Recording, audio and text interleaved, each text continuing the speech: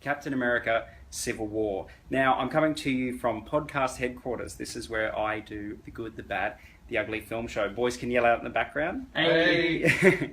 And so, this is the big one. This is, you want to know, is it any good? And more importantly, is it better than Batman versus Superman? Ha ha ha. I laugh at that comparison. Now, this movie is basically Marvel having loaded bases and everyone's sweating, and then someone throws a pitch and the Russo brothers knock it out of the park. Now, if you are a comic book fan, it couldn't be better. Frame by frame, every single element of this film is such a nerdgasm that you will be, it's an embarrassment of riches. I really liked Winter Soldier. I thought that was very, very good, especially as a paranoid political thriller. But this movie, let's make no mistake about it, this isn't a Captain America movie, this is an Avengers movie, and it offers almost dual billing there with Robert Downey Jr.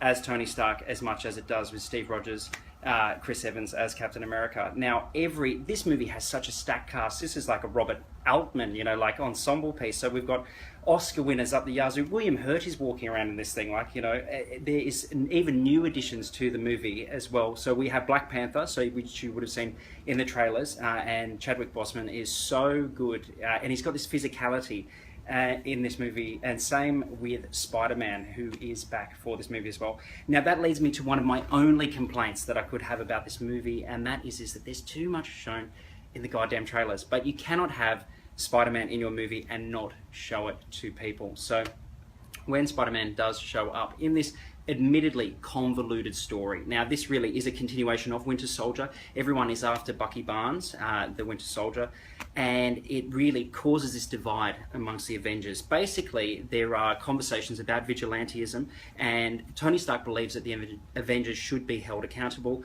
and Captain America believes that they should be able to operate when they need to, and this causes a bit of a rift and some expert biffo, especially in an IMAX scene at an airport where everyone from Ant-Man to, every single comic book character that you can imagine is throwing down in this thing, and you'll just be sitting there chewing on your popcorn thinking, my God, this is it. So look, the Marvel movies may not be for everyone, but if you do like them, this is the summit. This is the Everest kind of the Marvel movies so far. I really like Guardians of the Galaxy for its kind of irreverent wit, but look, on paper, this is basically the best Marvel movie that we've had yet. So for me, this is a 5-star movie, but I am a card-carrying comic book geek. Go and check it out and make up your own mind.